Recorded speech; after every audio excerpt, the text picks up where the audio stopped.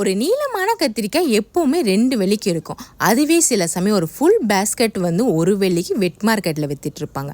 போன வாரம் போயிருக்கும் போது அவ்வளோ கத்திரிக்காய் போட்டிருந்தாங்க. அதிலேருந்து வாங்கிட்டு வந்துட்டு இன்றைக்கி தனி மிளகாய் மடி மட்டும் போட்டு செஞ்ச பொரியல் தான் பண்ணியிருந்தேன்.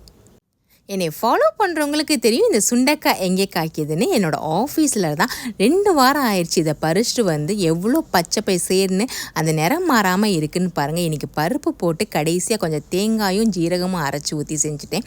அவ்வளோ டேஸ்ட்டாக தான் இருந்துச்சு. கூட ஒரு முட்டை பொரியல் வச்சு லஞ்சை முடிச்சாச்சு. குழந்தைகளுக்காக காலிஃப்ளவர் ஃப்ரை. குழம்பு காய்னு தனித்தனியாக பண்ணுறது காட்டிலும் வெரைட்டி ரைஸ் இந்த மாதிரி பிரியாணி பண்ணுறது எனக்கு சீக்கிரமாகவே வேலை முடிஞ்சிடும். இன்றைக்கி தேங்காய் இருந்தனால தேங்காய் பாலும் எடுத்து மிக்ஸ் பண்ணிட்டேன் பிரியாணியில். அவ்வளோ சூப்பரான கமன்னு ஜீரக சம்பா அரிசி வச்சு செஞ்ச உதிரியான சிக்கன் பிரியாணி தான். என் பொண்ணு அங்கேருந்து வரும்போது சிக்கன் பிரியாணி தான் கேட்டுட்டா. அவ்வளோ வாசனையாக தான் இருந்துச்சு. மீன் பொரியல், ஆனியன் ரைத்தா. இன்றைக்கி